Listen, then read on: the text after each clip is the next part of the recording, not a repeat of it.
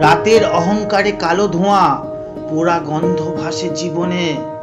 একাকী জঙ্গলে মা দাঁড়িয়ে, ইতিহাস ছড়িয়ে মন্দিরের উঠোনে। ভেঙে গিয়েছে মাসের দিনগুলো, মরা বিছানার আয়নার। ভেঙে গিয়েছে মায়ের পিলার, কলমেরও কিছু আছে দায়ভার। তবুও সেখানে পুজো হয় কালী মায়ের মহিমায়। আমি দূর থেকে শুধু কাঁদি বৈশাখের ভাঙা বিছানায়। কালিমা গো, জানি জানি তুই খুব রাগ করেছিস, কতদিন যাই না তোর কাছে, তবু তুই ভালোবেসেছিস।